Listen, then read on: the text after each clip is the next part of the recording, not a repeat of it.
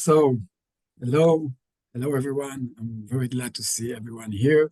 My name is Yariv Mohar, and I'm the Deputy Director of Amnesty International Israel, which leads the Pro-Human campaign and has initiated this event. I welcome you to this webinar with Professor Michèle Lamont, a leading sociologist in the field of the sociology of culture, whom I'm honored to host today.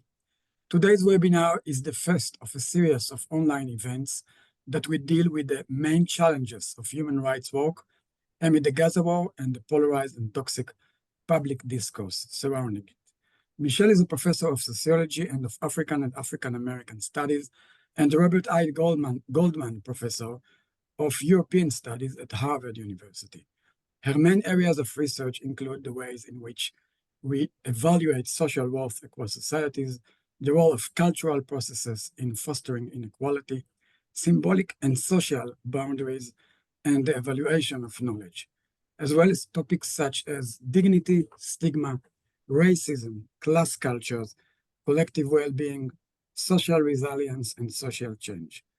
Michèle's books include Money, Morals, and Manners, and The Culture of the French and the American Upper Middle Class, The Dignity of Working Men, Morality and the Boundaries of Race, Class, and Immigration, How Professors Think Inside a Curious World of Academic Judgment, Getting Respect, Responding to Stigma and Discrimination in the US, Brazil, and Israel, actually co-authored inter alia with two Israeli sociologists. And her new book, Seeing Others, How Recognition Works and How It Can Heal a Divided World. She's also the author of several collective works and over 100 articles published in prominent academic journals.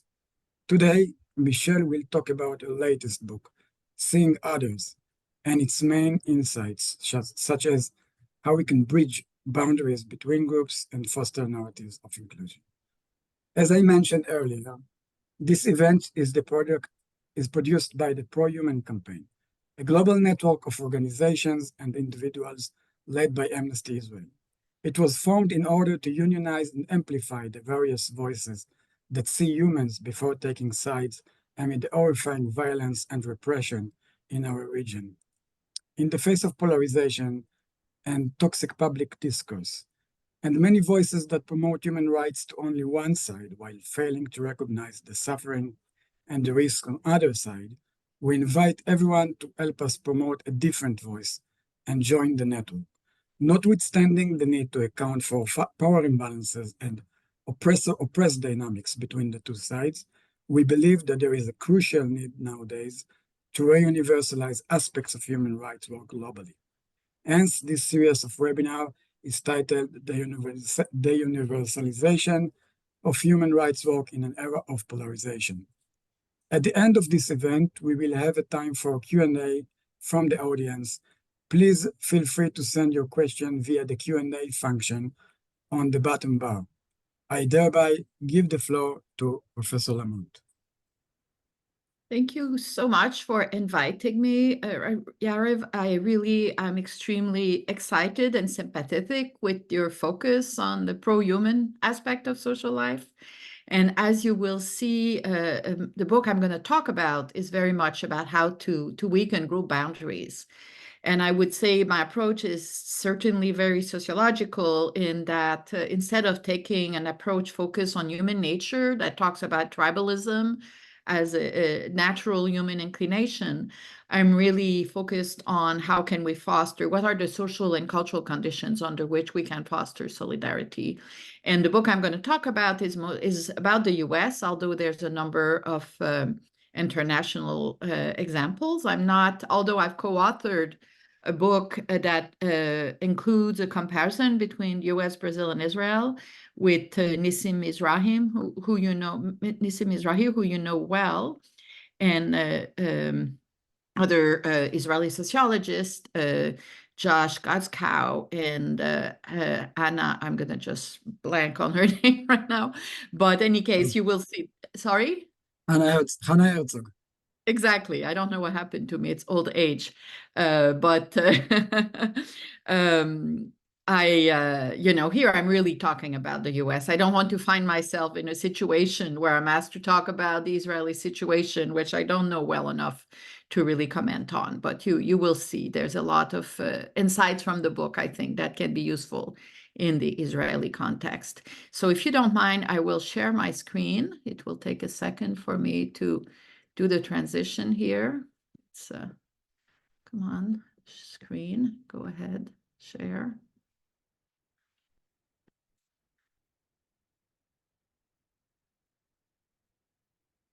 Okay, now I need to go to the top. Sorry for that. It's not technical skills, is not my forte. Okay, now that I've embarrassed myself with my poor technical skills, here I am.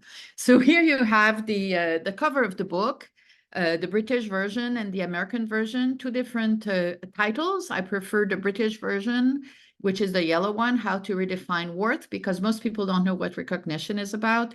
And I decided to write this book during the Trump era because I felt like there were such a multiplication of attack on various minoritized groups that I felt the general audience really needed analytical tools to understand what was going on. If we look at, LGBTQ in relation to ethnic and racial and religious minorities, or even the stigmatization of the working class, there's a lot of parallel with what's happening with all these groups. And if we see what's happening with all of them through the lenses of recognition, I think it's very helpful in terms of fostering solidarity and working toward, really attacking the basic problem, which is that of stigmatization and recognition.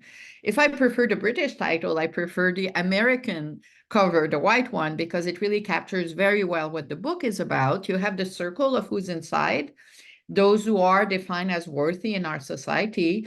And then you have different circles of different colors that symbolize different groups of different size that are further and closer from that circle. So the issue of the book is really how to broaden cultural membership, what kind of transformation are possible for our society to become more inclusive for everyone. So the context in which I wrote the book is not only the context of the Trump presidency, the first one, in which I was very depressed, like many people. So I read the social science literature about where do people find hope? And the answer is we find hope in narratives and being exposed to different context, different images or scripts about what the future may be like. And I decided to study these very groups that provide us alternative narratives about the future. And those groups include the social movements. Some of them are depicted here, which are seeking alternative and who are also making recognition claims concerning the dignity or the lack of dignity that their group is experiencing.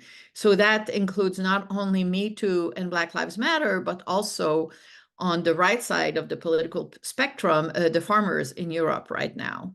And of course, we could put in there Israel, both sides of the spectrum, and Palestinians, to talk specifically about the kind of recognition claims that both groups are making. So to study the emergence of new narratives, I decided to conduct interviews with people I call professional change agents, people whose jobs involve creating new narrative, but also ordinary people who are concerned with recognition. So here, in the case of this book, it's the Gen Zs, people who were in college during the pandemic. And because it was the pandemic, we were able to access a very large number of super influential professional change agents. And you will see the project was quite amazing in the range of people we were able to talk about. I decided not to look at the conservative MAGA end of the political spectrum. It was simply too much. So it's really about the liberal and the progressive half. And you will see the argument of the book is in part that in the context of a declining American dream that seems ever more out of reach for Gen Zs, there's a new collective myth of hope that has emerged, which is focused on inclusion as a way to think about the future that empowers people. So the person with the white t-shirt is a trans person named Zachary Drucker, who served as a consultant on the show Transparent. And why I interviewed Zachary about the show, they said, well, they were creating the show specifically to try to present trans people in a way that is more humanizing, less abhorrent, to make them understandable to the general public, and to move away from stereotype. The other T-shirt is very well known. Love is a slogan that was absolutely central in the victory of same-sex marriage in the US. And what both T-shirts have in common is really to promote what all human beings have in common. Kindness is everything, no human is illegal, etc. So we're going to return to this as my talk progresses. So the kind of people I study are often creating new scripts of self about who are we, who should we aspire to be as human beings? And it focuses on the cultural supply side. That is, people who are producing alternative narratives, but also people who are diffusing and scaling up the new narrative. So one person I interviewed was the vice president for programmation at Netflix at the global level, Channing Dunghay. So she's the one who decided that Black Panther would be diffused in Africa and in India, where Black and brown people would really receive a message about their group being, proud and strong and powerful. So offering a very positive vision, a non-stigmatizing vision of what Black and brown people are about. And when I interviewed her about the work that she does at Netflix, she's not there anymore, but she collaborated very closely with people like Ava DuVernay, people who have really put out there important narratives about racial equality that has gained global impact. So here, the agenda for me is very much to propose an alternative to the focus on individual grit that has been promoted by psychologists such as Angela Duckworth, which really emphasize the personality characteristic that allows people to prosper under duress, to develop, resilience, individual resilience. Instead, my colleague and I, with whom we co-authored the book here, focuses on how we can engineer or create societies that provide people the tools they need to be resilient. That's why we talk about social resilience. The messages that are structuring the environment in which we live, on which we can draw to make sense of our environment. So instead of focusing on the intracranial to feed the nudging industry, instead we're focusing on, lots of people who are implicit association tests are really focused on what's changing inside people's head. Instead, the approach I'm proposing is very much about structuring our environment differently so as to enable more inclusion and solidarity.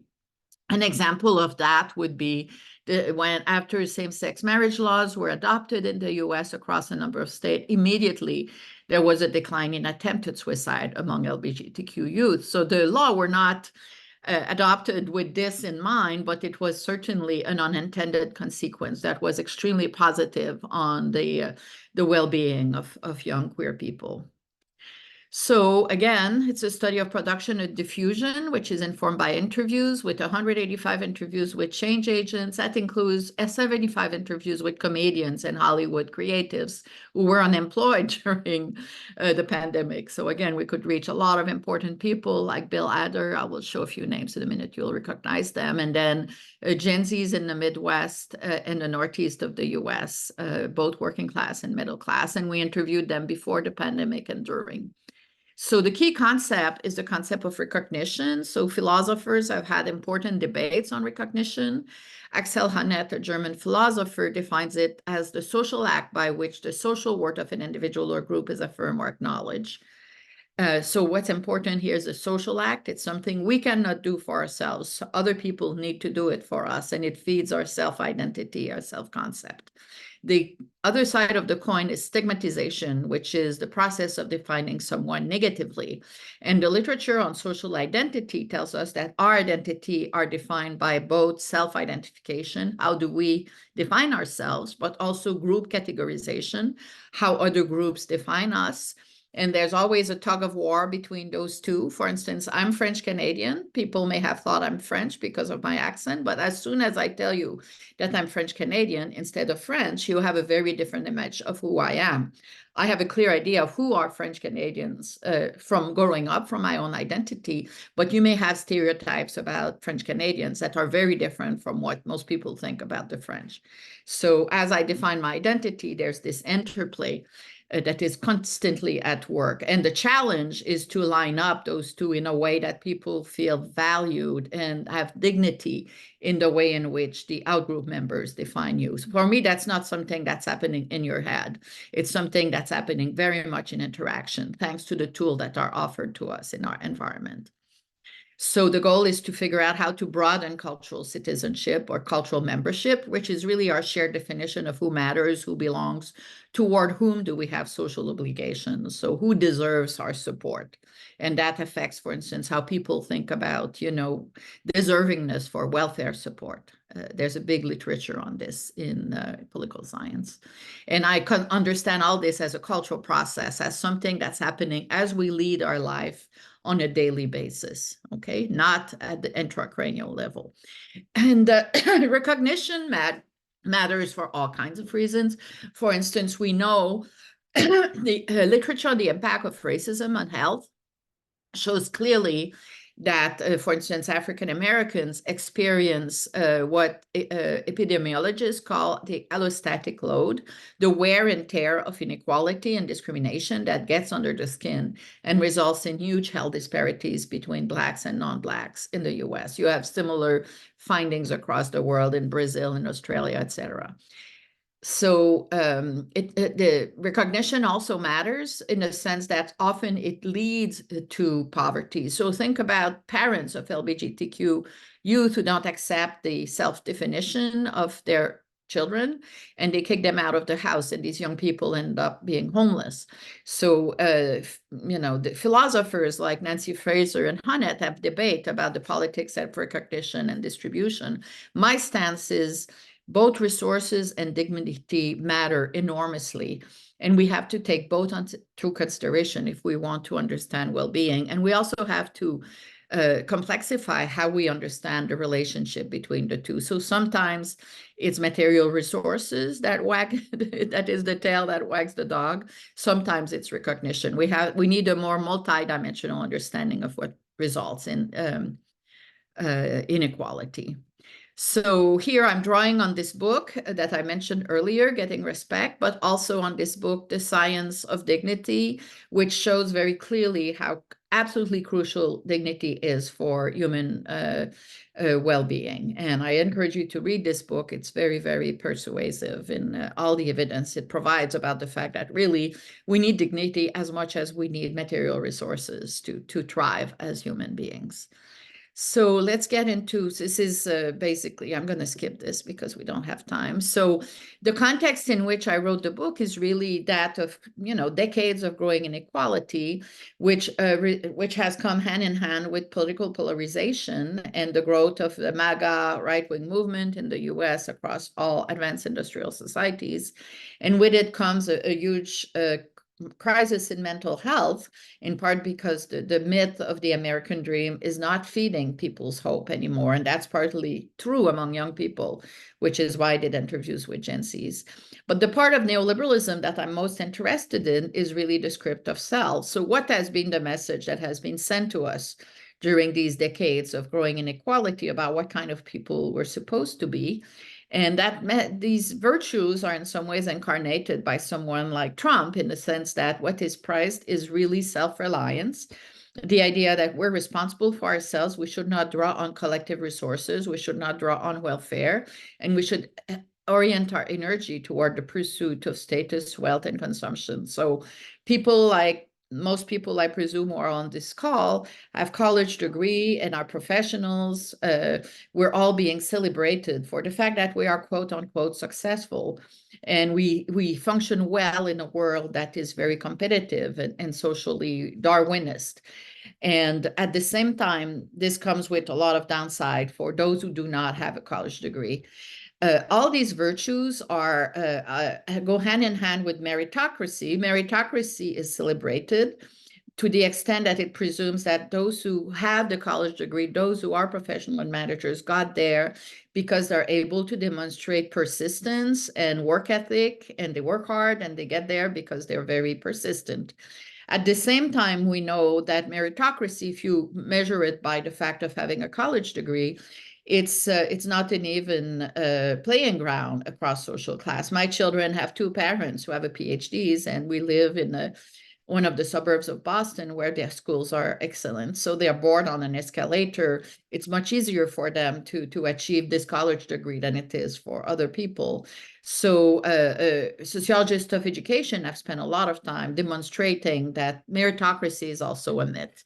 So it's a double-edged sword, and we cannot just embrace it without, as a symbol of moral value, without taking into consideration all the ways in which the upper middle class is passing on advantages to its children, so that meritocracy is not equally achievable by all. So Jonathan Maisch has shown how the belief in meritocracy has increased enormously over the 20th century, and it has reached an apex in recent years in the US. 95% of the population believes in it. The UK is very high too. These are often offered as countries that are the epitome of neoliberalism, but it's very strong in many other countries too. Is Israel there? I don't remember. No, I don't see it. They're all European countries. But of all these countries that were studied, it has the belief in meritocracy has increased in all but 5 countries, and just a few countries have seen a decline. We could discuss that later. So the question then is, what do we do? Like in this society that really promotes one image of who's successful, I think it's very important to move away from a unidimensional understanding of how we measure worth that is based on money and success. So more needs to be done to celebrate other kinds of social contribution, whether care work, spiritual, artistic, and other endeavors. And some corporations, for instance, have really put a lot of emphasis on care work, and they contribute indirectly in the celebration of a more multidimensional understanding of who we are as human beings by, for instance, giving their employees time to take care of their children or their elderly parents during work hours. And that fosters also loyalty among workers. So that's very important in the context of the Great Resignation, and where a growing number of Gen Zs do not want to have jobs that are so instrumental that they end up being totally alienated. So I'm not going to have time to talk about this much, but it's one of the approach to fostering a more inclusive society that the book talks about. I will also talk briefly about stigma reduction and how Gen Zs are celebrating ordinary universalism, what we all have in common as human beings, which is probably the part of the talk that is most relevant to your pro-human concerns. And then we can also talk about the many ways in which NGOs and policymakers are contributing to broadening recognition.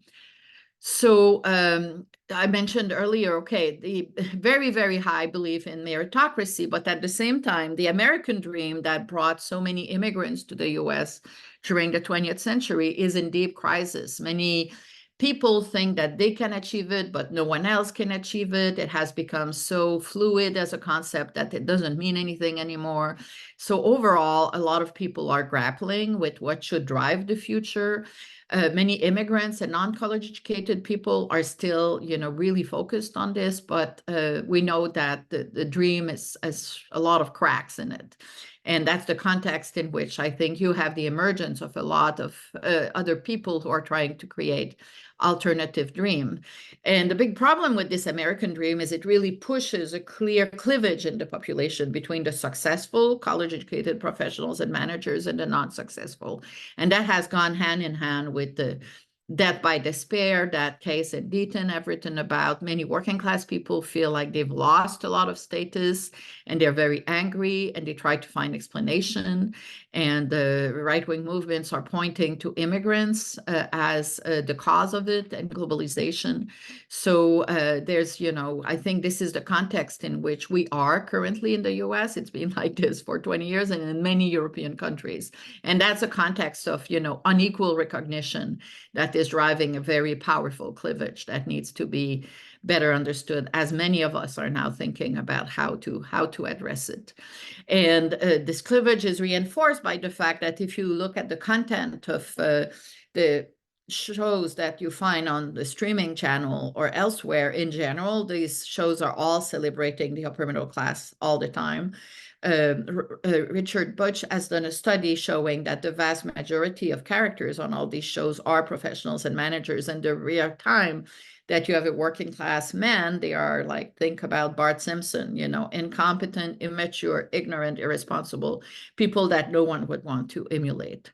So it's a crisis in social representation as well as a deep political crisis. So the solution that I propose, it's not the only solution, but it's one solution that I've developed as a cultural sociologist, is really a story of how can we transform the public sphere in such a way that we have different kind of messaging about who's worthy and what kind of messaging can be conducive to weakening group boundaries and to fostering solidarity.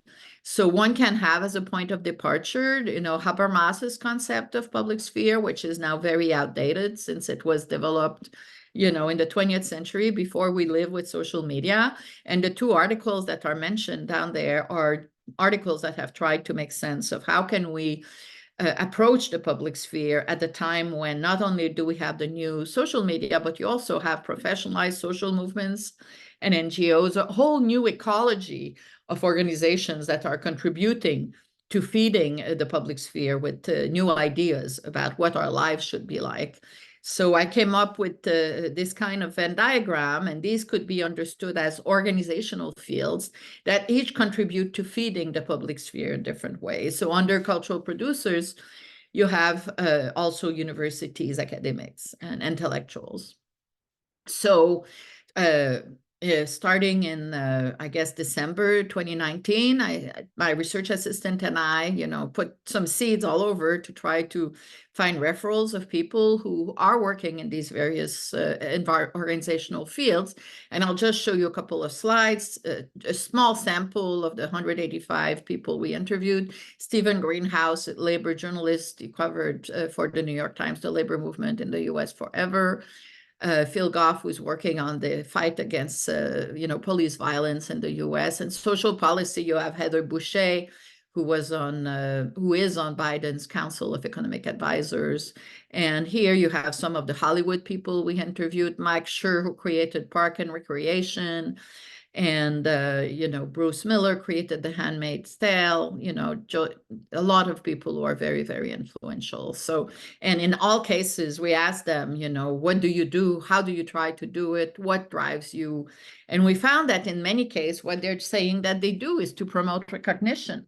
So I'll give you two examples. This is a painting from Lyle Ashton Harris, who depicts, queer and Black people. And when I ask them what they do, they said, my goal is really to move away from stereotypical representation of queer people, to give them three-dimensional depiction, to make them visible, to make them dignified, to represent them the way they would like to be represented. And that's true. What I just said is true of a great many people that we interviewed. Another more mainstream example is Hank Willis Thomas, who did, if you Google on YouTube Question Bridge, you will see this video for which he interviewed 125 Black men, and he asked them, what does it mean for you to be a Black man in the US today? And he found that they have nothing in common except the fact that they all experience discrimination and racism on a daily basis. But what's interesting about this project is that he joined force with an important philanthropy called the Campaign for Black Men, which has chapters all over the US. So it's a little bit like a spider web covering the country. And his organization took this video and projected it in a great many schools and community centers to have conversation. And the goal was very clearly and explicitly to try to destigmatize how Black men are represented in American society. So what we have is what I describe in the book as recognition chains, which connect producers of narratives with philanthropies and other organizations that are really scaling up the messages. So the Ford Foundation has played a very important role in doing this by, for instance, the realization of the film Roma that received an Oscar that depicts indigenous domestic workers in Mexico City. One of them is thinking of getting an abortion. And this film was eventually shown on Netflix. And the purpose was very much to try to humanize and destigmatize domestic workers who are really exploited and stigmatized. So very briefly, because I think I should not talk for more than another 5 minutes, right? We started like 10 minutes late, so I'll just take a few more minutes. To understand better how change is possible, I wrote this paper where we compare a group that was very successful in being destigmatized with one that wasn't. HIV/AIDS. People with HIV/AIDS were very much destigmatized over the last decades, and this didn't happen for people who are obese. So drawing on extensive secondary data, we reconstructed the process by which this happened. And we found that the key social actors for HIV/AIDS were knowledge producers, that is, journalists, legal experts, medical experts, social scientists, who created new narrative about who can get AIDS and whether or not they should be, morally stained. And we show that a lot of their messages was to say anyone can get AIDS. But to do this, they drew on existing cultural resources in the environment. And that didn't happen for people with obesity. You have now people like Lizzo or corporations like Dove that are promoting body acceptance, but in general, it's gone much slower. So all this is to say, this is a social process. It's happened. It's happening again. It will happen again. And by understanding better how groups can get destigmatized, we can really promote greater social acceptance for groups that are stigmatized. And finally, what did we find in the 80 interviews with Gen Zs? Well, we find first that they think boomers really screwed up with the environment, and the social change is now in their hands. But they are approaching this quite differently from my generation, the boomers. At some level, they reject neoliberalism, but they believe in working hard and being agentic. They are American kids after all, but they also embrace work-life balance in a way that is very characteristic. They really believe in having a more therapeutic approach to social life, and they embrace ordinary universalism, the idea that we should all live our best life now because the future is very uncertain. And they want to treat everyone allow everyone to live authentically and to connect to each other as human beings. So this is really a huge emphasis they put on ordinary universalism, the celebration of what we all have in common. That was very much present in the Black Lives Matter movement and in all of our interviews with Gen Zs. So to conclude, there's a number of strategies that really have to do with transforming the cultural environment in which we function, and it is happening already at many levels. And the good news about this is that it can happen much more. And I think, many groups, including Amnesty International with this series, it's a very good example of precisely the objective of having people think more systematically about how to transform our environment so that messages of solidarity are becoming more widely available, so that people can be more inspired by that than by the idea that we're all tribes that favor our in-groups. It's not the solution for everything, but it's a very important dimension, which I think we need to consider. I was the co-leader of this Human Development Report, which is diffused by the UN worldwide. And a lot of the message in that report is very much about the importance of narratives to face the challenges that came with the pandemic. And to conclude, a lot of people are now talking about empathy. I think empathy is like yoga or meditation. It's a nice solution, but it's not enough. You cannot count on human nature. We know so little about human nature. It's important to think about this more at the meso and macro scale, and really to create the structures that will foster greater solidarity at the societal level. So I will stop here, and I thank you for your attention, and I look forward to your exchanging with Yariv for a few minutes before we turn on to the Q&A. So I will stop sharing, and we can talk. Yeah. So thank you very much, Michelle, for this fascinating talk presentation. And I think it deals with so many issues that are relevant here and in our pro-human context, and we'll try to unpack some of the concepts and see how it can relate also to issues concerning the Israeli-Palestinian conflict. Actually, framing it as a conflict might be contested, because even the very framing of what is going on here is an issue. So I will try to unpack the concept one by one. In your book, you talk about recognition mostly in regard to social hierarchies or stratification. Do you think it is equally applicable to a setting of polarization where two sides see the world in a very different way? And what are the main tools for establishing depolarization? Well, that's a very difficult question because it's a context that I don't know that well. The context in which the book is written is very much of a pluralistic environment like the US. It's far from being perfectly pluralistic since so much of my argument is focused on the hegemony of the upper middle class.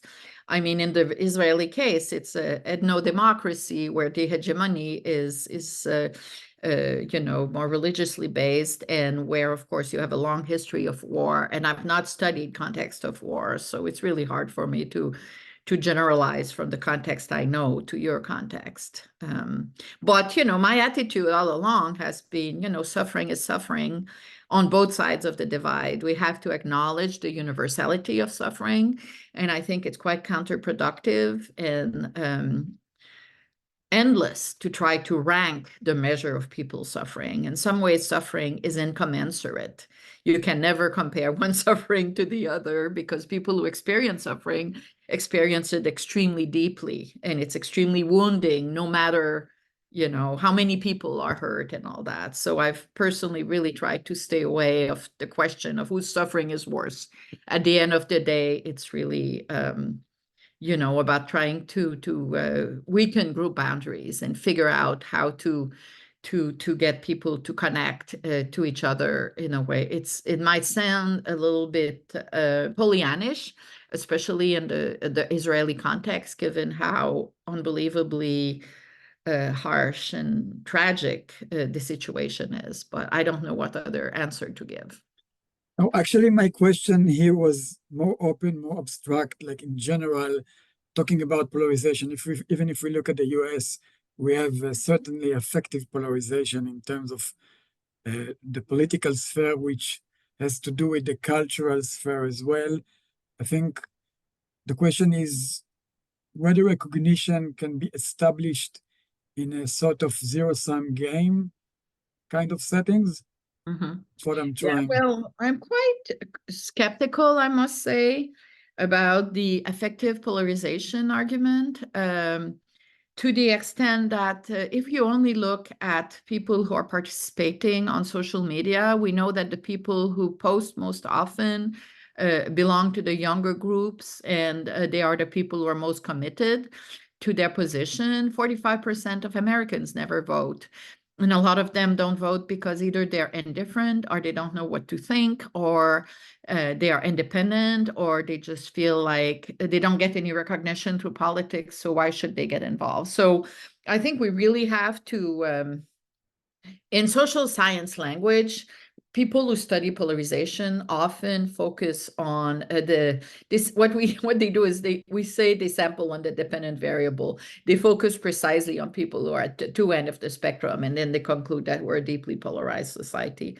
So one of my next project will involve looking at how workers, the non-college educated blue collar workers and low status white collar workers, think about politics. And it's a generation, the young people 18 to 30, they're called into they're interested in socializing to inclusion, just like the college-educated young people are, but they're also being courted by the far right. But a great many of them don't vote for all kinds of reasons. So I think what we really need to do now in the American context is understand better the 40-some% that don't vote and understand where they stand and how can we get them to engage with the political process in a way that they can, really weakens this polarization. So that's been my thinking on that.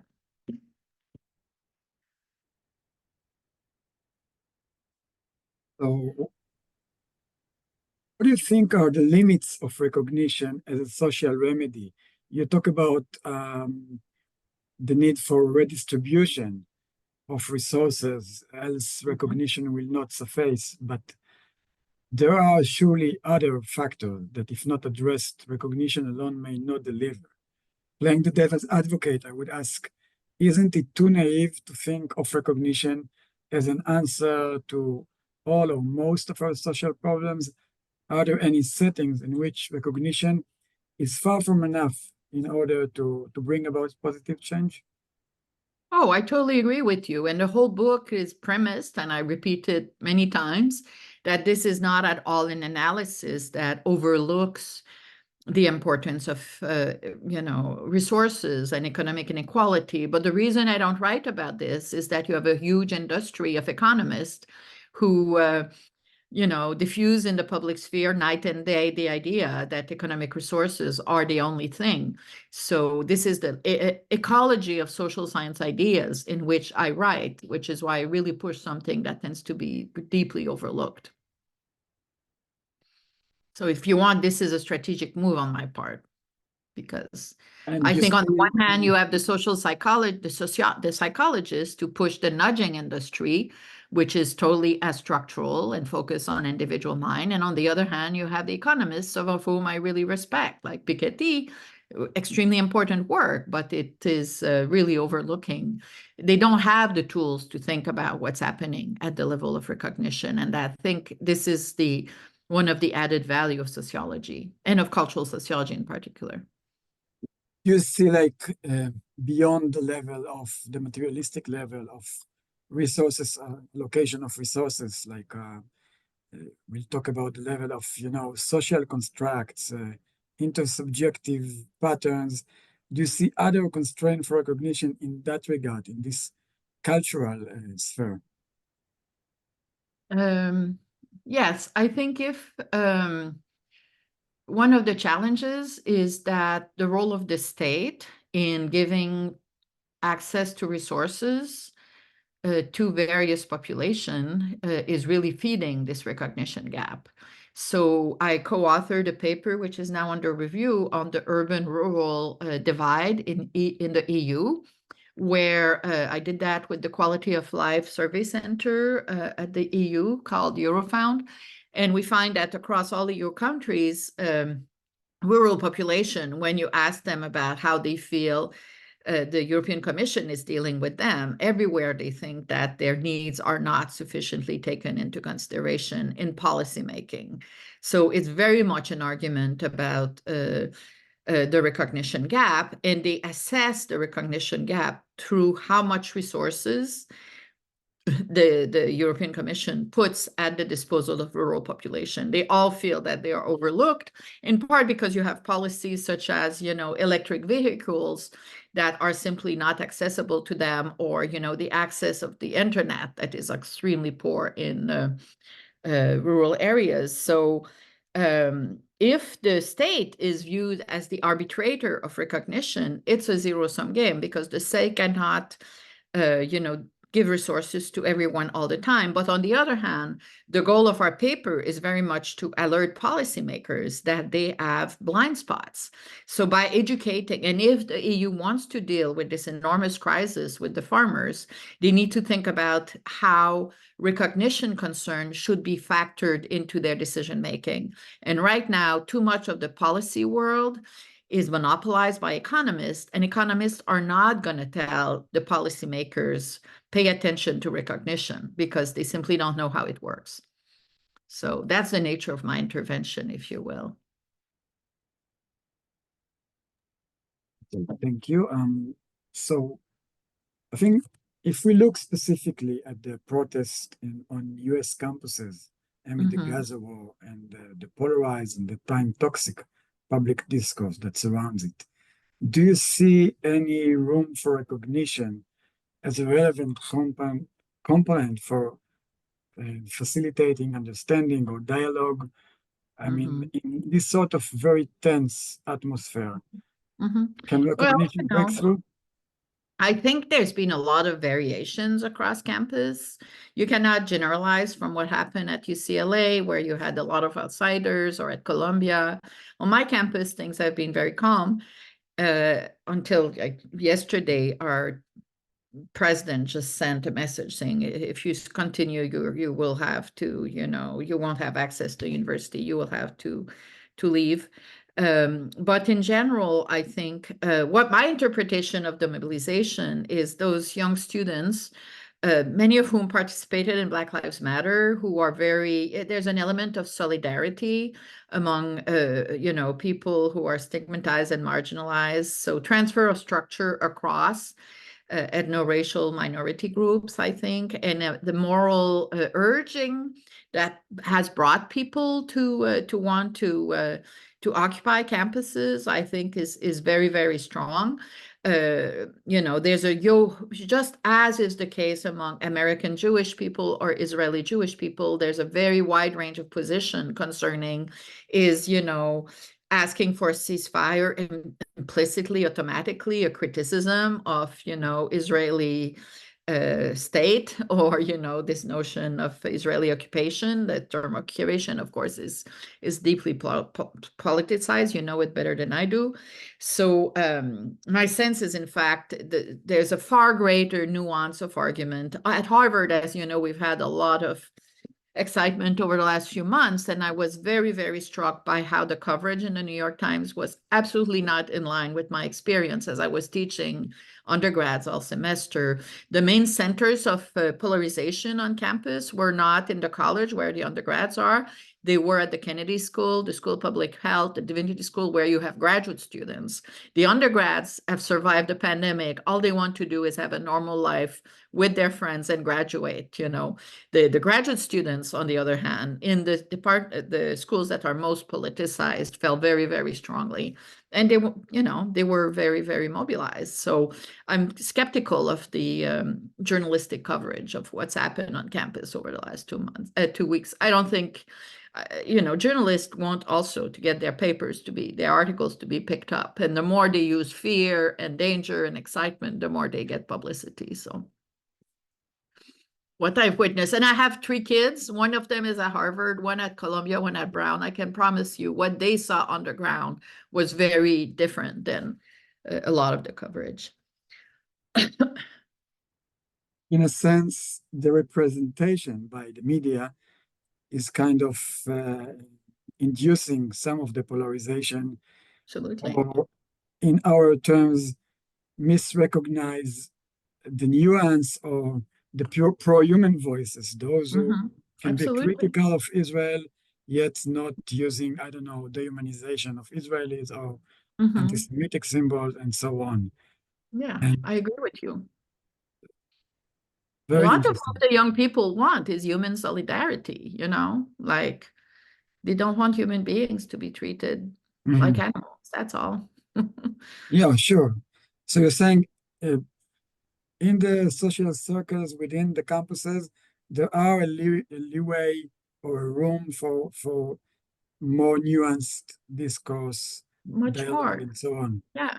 And I Interesting. think that's at both ends. Like, yesterday I went for a walk with a friend of mine who's Jewish, who's involved in his temple. I mean, we know, and you know as well, within Israel and the US, there's a very wide range of opinions among Jewish people too.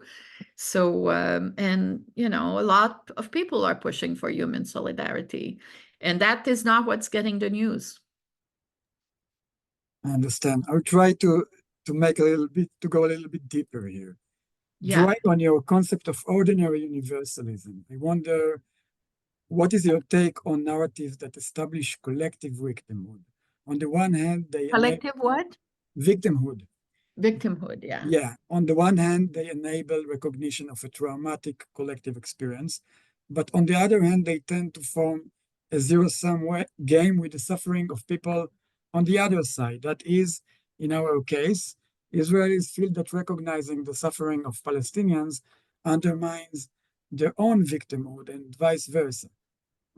Nevertheless, recognizing the suffering on both sides may render our perspective blind to the power imbalances between them and may blur the line between personal and collective victimhood. Do you see an ability to form a narrative that can encapsulate all these complexities and thus pay recognition indiscriminately, or are we doomed to choose sides? Well, I think at the end of the day here, what we're talking about are ethical positions that people take.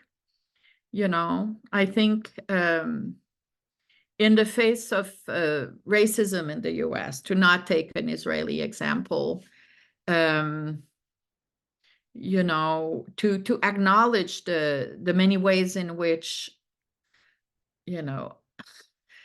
African American have been, it's not questioned the many ways in which African American or indigenous people in the US have been deeply, deeply disadvantaged, So it's a moral position to acknowledge this and to extend solidarity. At the same time, for groups who perceive their own status as very fragile and as declining, as is the case for many workers in the US, they can easily be captured by right-wing people who are pointing to group competition and try to foster group competitions toward immigrants, for instance, for white workers, to, in some ways, rhetorically diffuse their anger in a direction that will protect them from anger. So I think that's been really the strength of Trump, to make them forget that the interests that Trump represents are the interests of the upper class. And I think the strategy is the strategy that the American labor movement is using now. The leader of the UUAW, who has been so successful over the last few months, has very much spoken to very explicitly about the ways in which the Republican Party is not serving American workers. And I think that's exactly what is needed, to really very, very consistently and systematically denounce the ways in which the MAGA Republicans are overlooking what's happening in the political polarization of, the American case. So, yeah, I don't know if you consider that this is an appropriate answer to your question.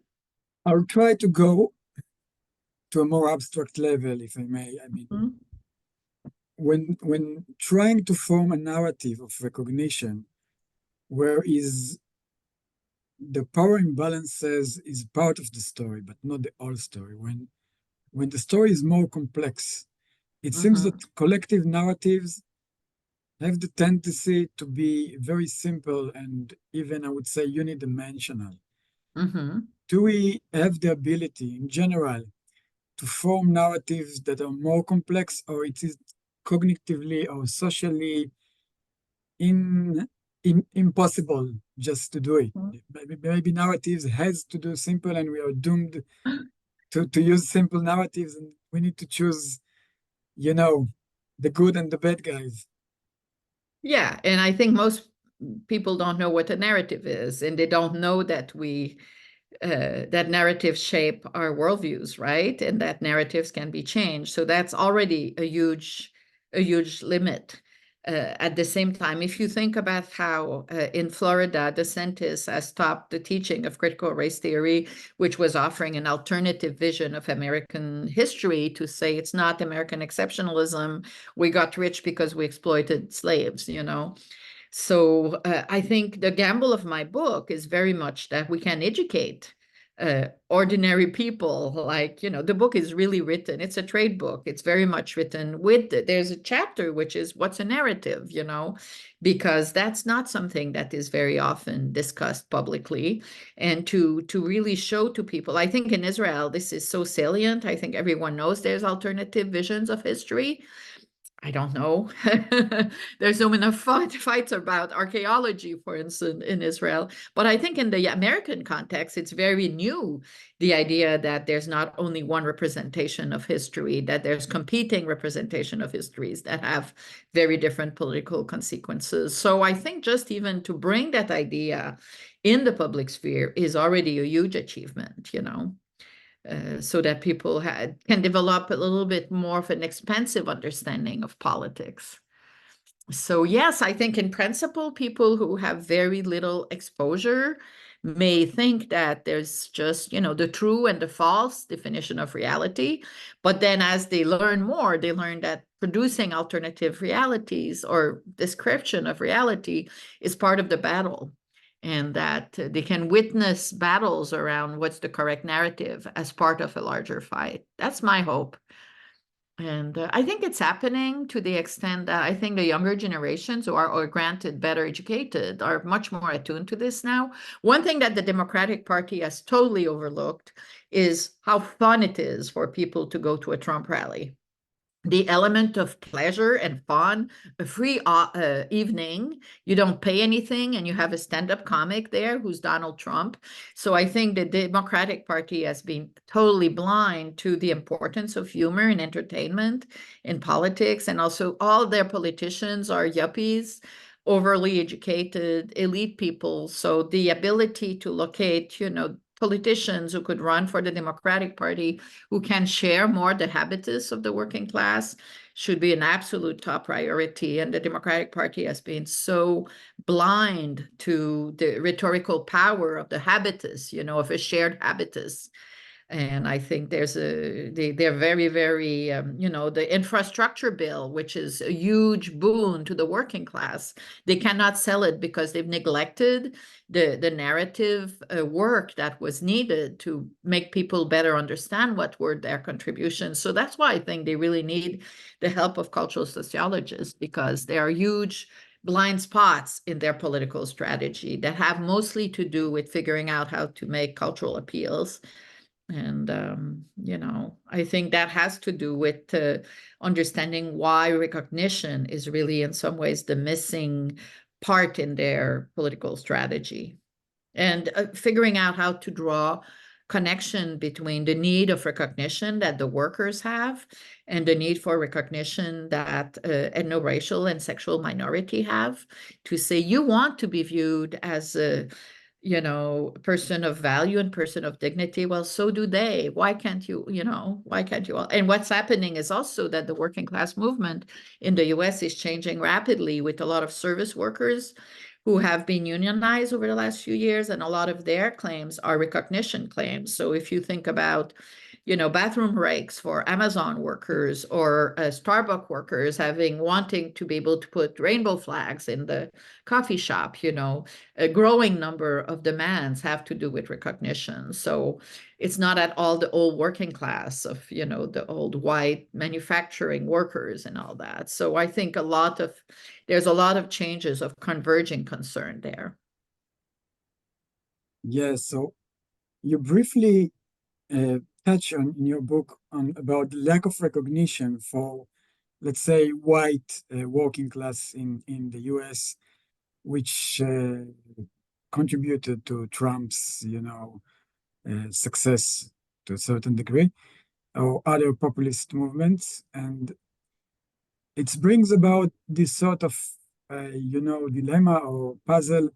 How do you pay recognition to this sort of audience when, it's a huge generalization, of course, but among them, it's quite popular to see worldviews like racism, homophobia, xenophobia. How do you pay recognition to the audience without,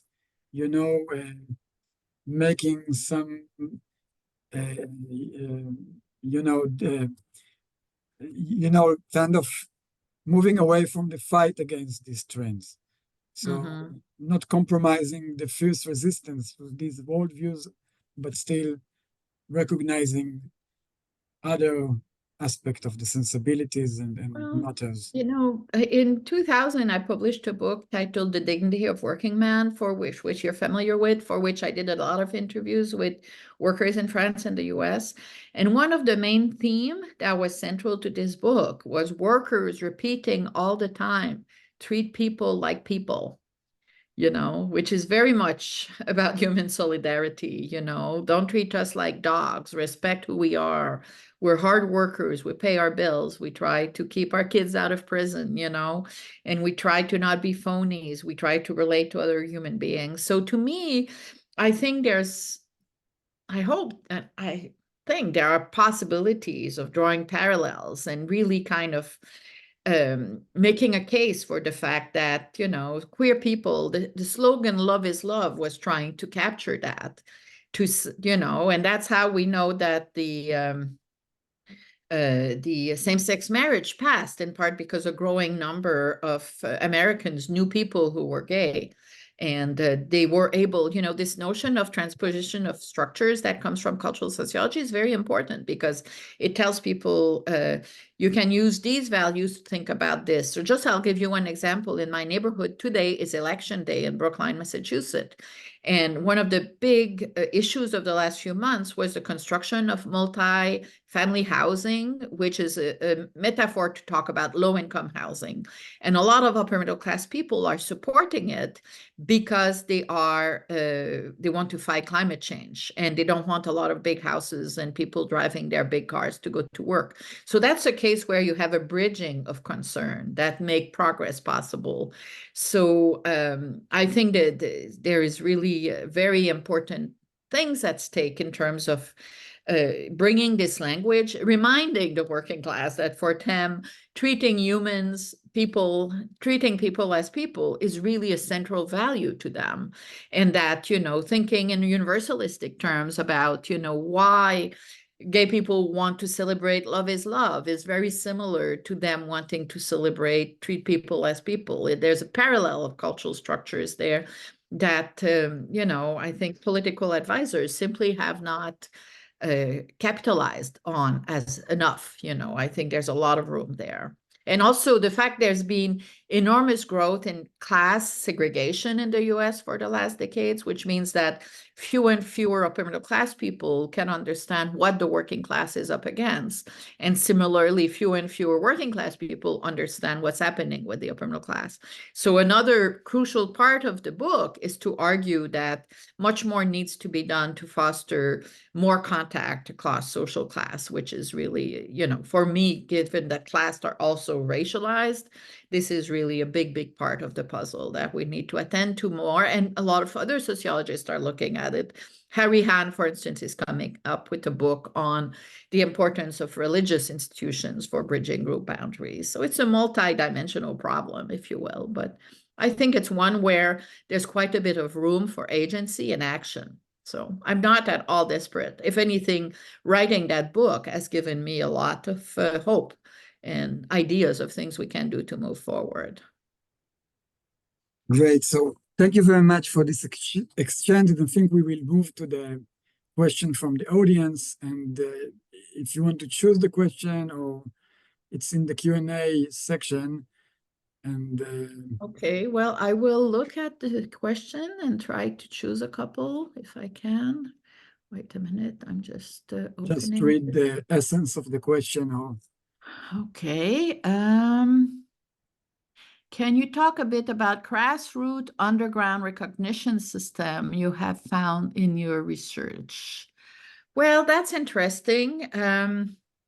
I think among young people in different scenes, like music scene, I'm thinking here about a visiting graduate student who came to work with me from Brussels, who is involved in the underground music scene in Brussels, where they also cook for homeless people once a week. So it's a very interesting combination of, aesthetic underground, but connected with deep notions of social solidarity, which gives a lot of meaning to the life. It's kind of a life outside mainstream society, but it's also a life where there's a lot of room for solidarity. So I can think about many young people around me who participate in things that are similar. I can talk to you about the person who cut my hair, who is very much involved in something very similar. She doesn't think of herself as a hairdresser. She thinks of herself as an artist who cuts hair to make a living, but she's also involved in a lot of other movements. So I think that's a kind of milieu that would be really, really interesting to understand better, because I think it's a way for young working class people to think of themselves as having lives that are much richer and more multidimensional and certainly more generous. So that's something that's very interesting. Another question is someone who says, how do you think about the protest on US campus? Which tool can we use to try and update or at least apply more accurately theories such as post-colonial theories in sphere where reality doesn't clearly fall into the paradigm? I'm not sure about this question. It seems to me that a lot of people are using post-colonial analysis to understand what's happening here. And one of the problem is the way it's transposed is often pretty it's too direct. I think people don't necessarily fully understand the ways in which, this post-colonial concept is extremely applicable to the Israeli context. And of course, in the US, we have settler colonialism for sure, but in terms of the daily life of most students, it doesn't connect very well. So I'm not sure that it's the best framework to help people understand what's happening. I don't know if this is what this person had in mind. Do you have a question that was asked that you think I should focus on, Yariv?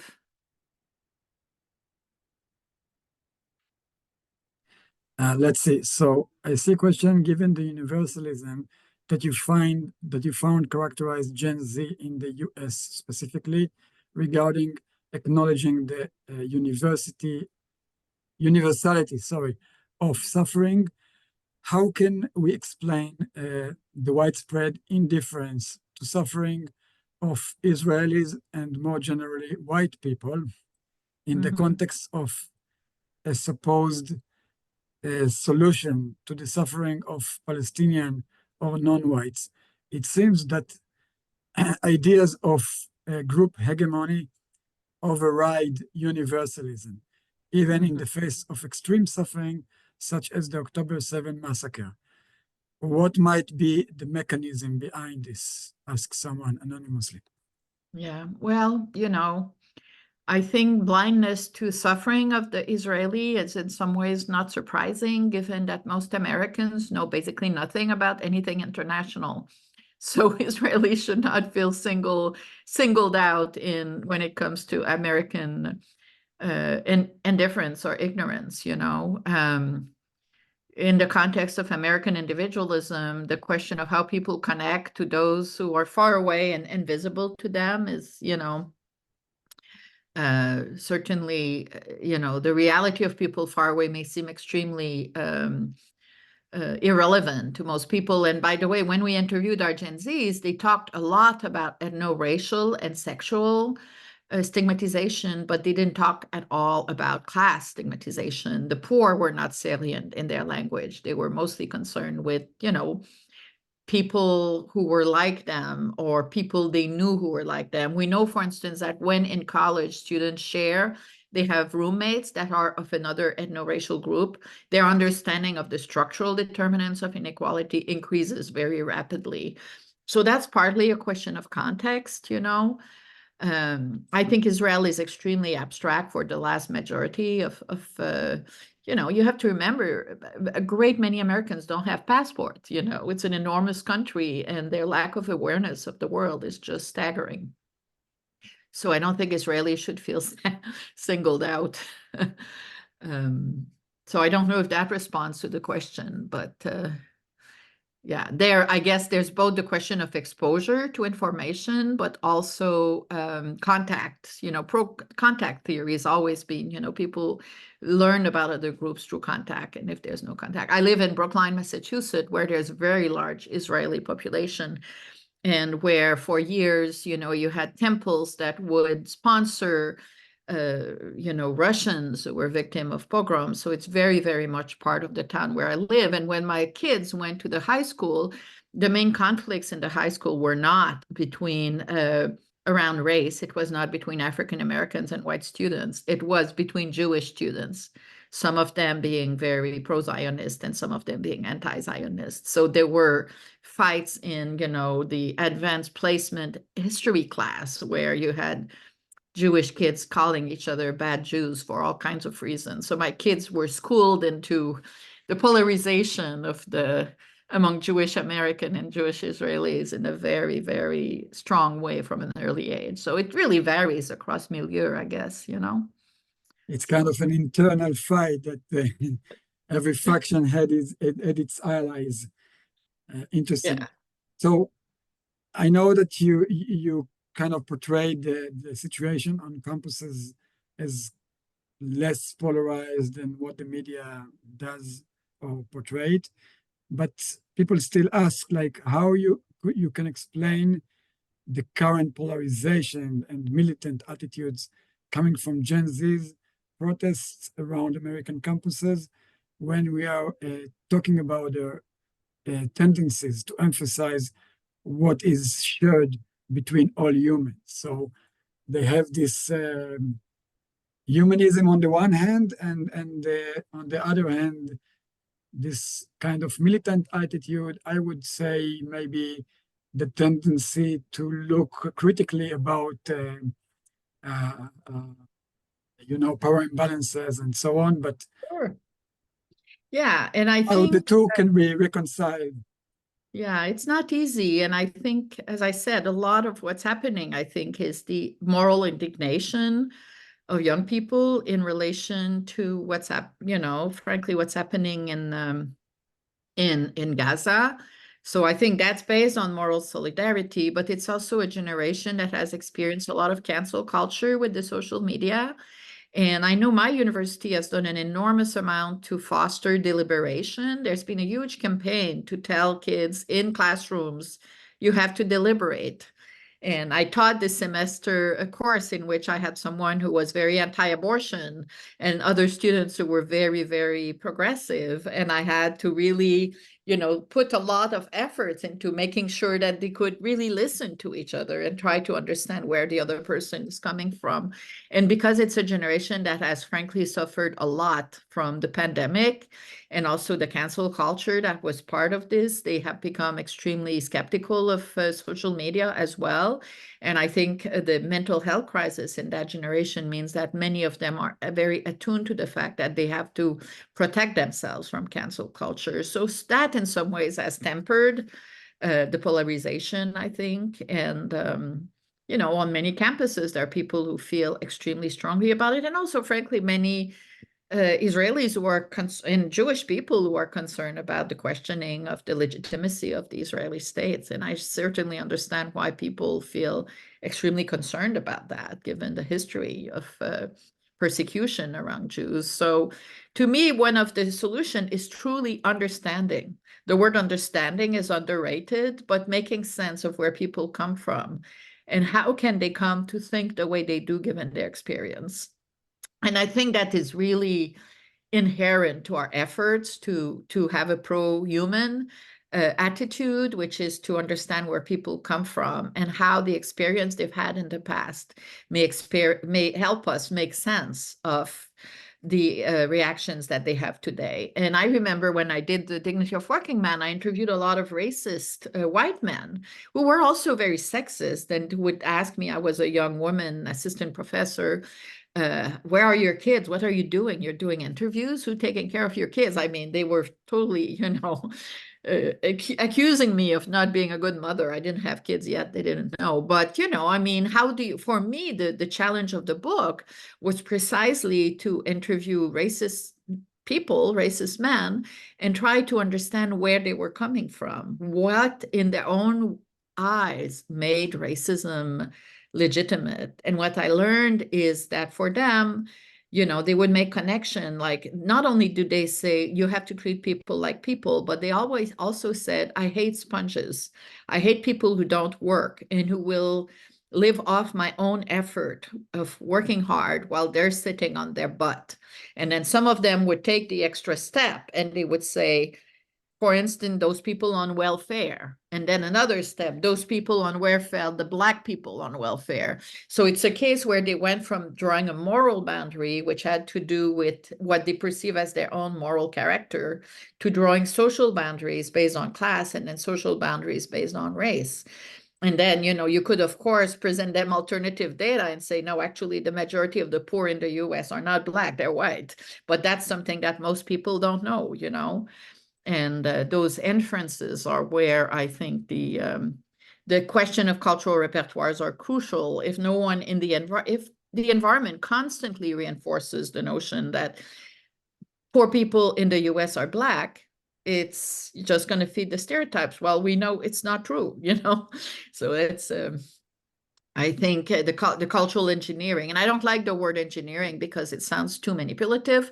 But on the other hand, I feel like making all of us more attuned to how racial and class boundaries are produced is something that us social scientists can bring to the policy world that, maybe economists will not do. And I think this turn toward focusing on nudging and the intracranial is such a huge mistake, because it's not going to get us where we need to go in terms of social change. So I feel very strongly about that, as you can see.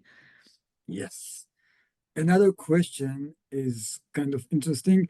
Isn't recognition in itself also a kind of capital, which is formulated as something that we know compete over a conceptual mirroring of our spectacles, modes of communicating, a tool to promote populism and identity politics?